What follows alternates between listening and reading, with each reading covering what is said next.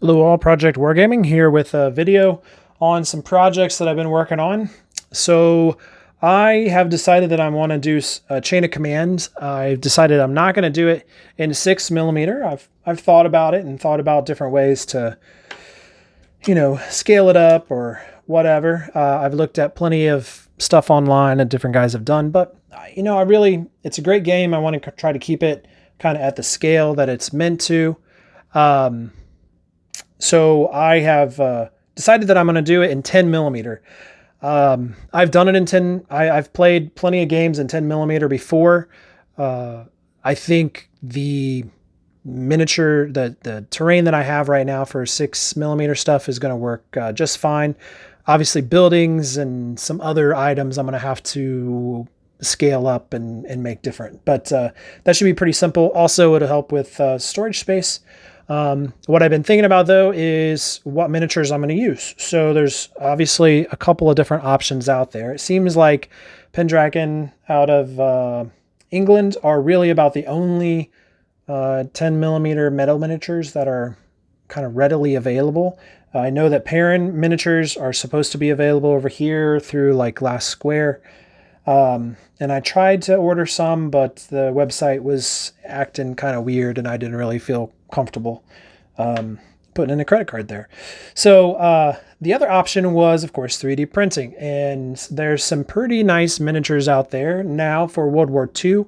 March to Hell miniatures, they are just have a Kickstarter that's just going on right now. It's kind of going gangbusters. And I've gotten some of their miniatures in the past. I really like their World War II stuff. It looks pretty good. And so I think what they do is they probably sculpt it for 28mm and then they scale it down to 15mm. And that's what these guys are, is they're 15mm troops printed right off the bat, the files they give you that are already pre-supported and everything.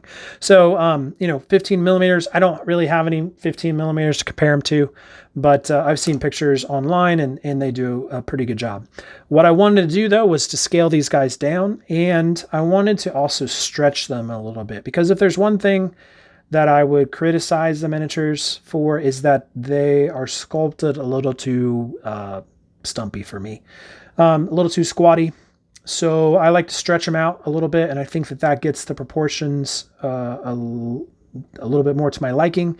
I'm sure they're doing this because, tighter, squattier miniatures are going to be more stable, more sturdy to work with, and so, that makes sense. I get it. But when you use the Tech mix of miniature resin, then you really don't have to worry about things breaking. You can see this antenna just waggles about and there's no problem.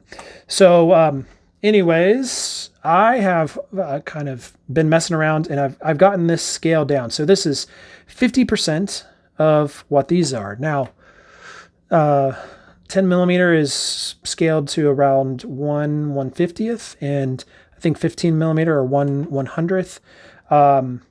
So it kind of depends on how you really want to scale your miniatures. You could obviously make them slightly bigger. That's the great thing about 3D printing, is you can mess around with the scale and stretch them in different parts. So what I decided on was 50%, and then I would actually stretch them out so that they're 60% in height. So they're actually 10% taller than the original miniatures.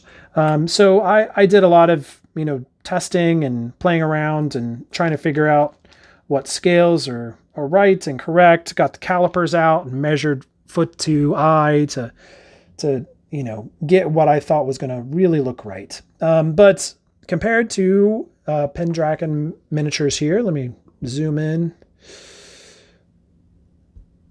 get the camera locked here. So you can see this is a metal miniature right beside the Pendraken miniature. I am sure that I'm butchering that name. I don't know why my mouth doesn't want to speak it correctly. Yeah, both miniatures are great. I honestly think that the metal miniatures are going to be a little bit easier to paint because there's so much detail on the 3D miniature that it's going to be a little tough to kind of get in there and get all of them. This side here has a German. These guys are Russian. So here's just kind of looking. You can see pretty close to height and scale and everything. These guys are still just a little skinnier. The metal miniatures are, which I kind of enjoy the more lifelike scales, or yeah, I can't think of the word that I'm trying to think of. As far as the vehicles go, here's 2 Stugs. I'm pretty sure these are different models of Stugs, but it gives you an idea.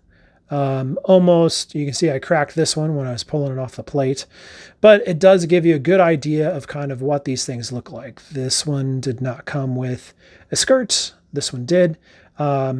This one, I think, well, the gun on it actually is cast with this back part. The gun on this one is actually just the barrel, which is kind of a pain to try to fit into there. So it would have been nice if they would have cast the bigger portion of the back kind of in there as well. But this gives you, I think, just an idea of kind of what the miniatures look like. I'm probably going to use both. Certainly the vehicles will kind of go hand in hand, no problem. I don't think that you'd really be able to notice much difference of the miniatures as well, particularly from 3 feet away. So I will most likely use both also.